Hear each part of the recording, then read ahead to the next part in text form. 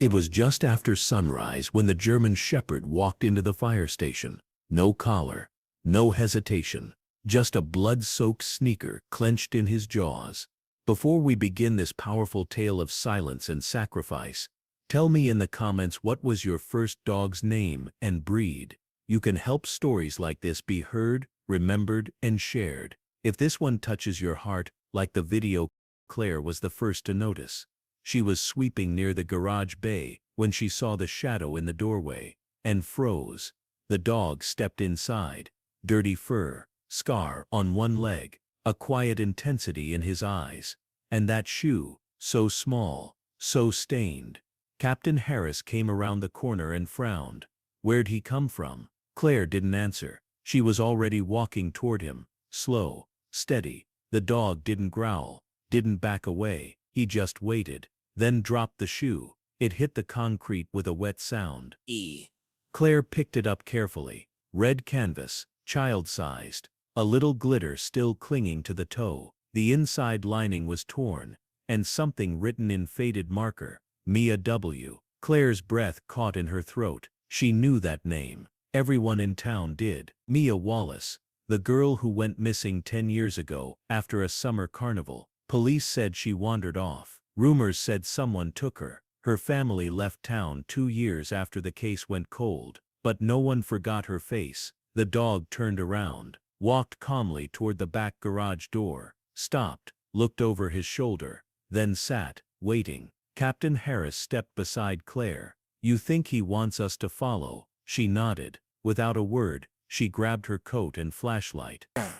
They followed him through the alley, past the old train yard, into the woods behind the station. He moved fast, but never too far ahead, like he was guiding them, like he knew they'd come. A mile in he stopped, started digging, frantic. His paws tore at the earth with purpose, not panic. Claire dropped beside him, and scraped at the dirt with her hands. Within minutes her fingers hit metal, a handle, rusty, bolted shut. Captain Harris yanked it free. It groaned open. The smell that came out made him gag. But Claire didn't flinch. She shined her light down. Stairs, and something else, a pink backpack, covered in dust, but still intact. On the zipper, a tiny plastic charm, a letter M. The basement stairs groaned with every step.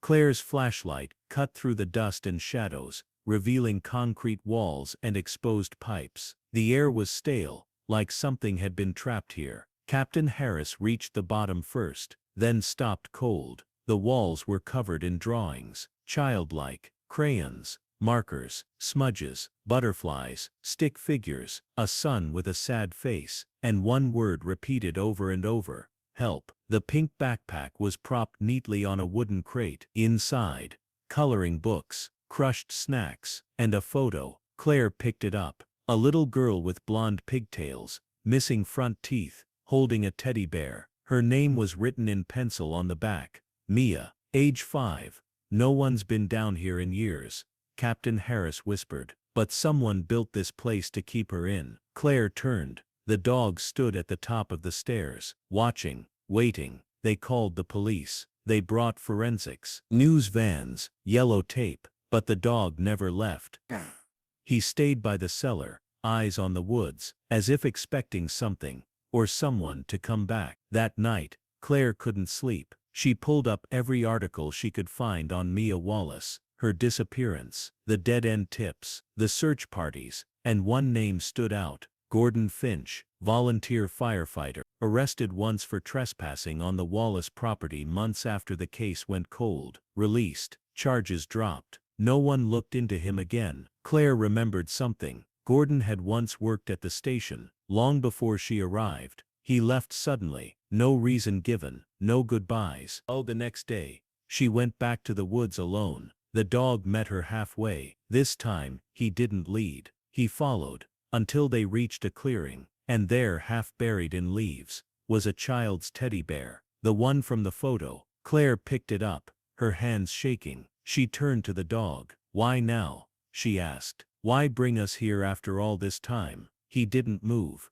didn't blink, then turned around, and walked toward the river. The river behind the woods was shallow, more like a stream. The dog stopped at the edge, nose twitching. Then turned to Claire, eyes fixed. He barked once, then again, then walked into the water, not across it, along it, as if following something beneath the surface. Claire followed, her boots sloshing in the cold. A few hundred yards upstream, they reached an old fence. Beyond it, the ruins of a shed, its roof caved in, walls moss-covered, and at the back, a trap door, almost identical to the one by the fire station. Claire tugged it open. Damp stairs led down into darkness. She hesitated. Then the dog brushed past her, calm, certain. She followed. Inside, cages, rusting, empty, stacks of water bottles, old broken toys, and files, dozens of manila folders, piled high and labeled with names. Claire pulled one out. Amy, 2009. Then another. Jessica, 2011. Her hands shook. Every name was a girl, every year a pattern. Every file had one thing in common. Each child was listed as missing. She turned to the dog. You knew about them, didn't you? He just stared. Claire took the files to the police. They reopened every cold case connected to that region, and then, they ran the dog's microchip. Nothing, no ID, no owner, but someone remembered him. A retired officer named Jenkins. That dog, he said. He was part of the K-9 unit back in 2012, trained for search and rescue, but his name wasn't on any public list. Claire. Yeah. What do you mean? He wasn't officially registered. The handler used him off the books, said he worked better in silence. Jenkins leaned in. He went missing the same year Mia did. The dog hadn't just led them to Mia's belongings. He had been looking for her all along.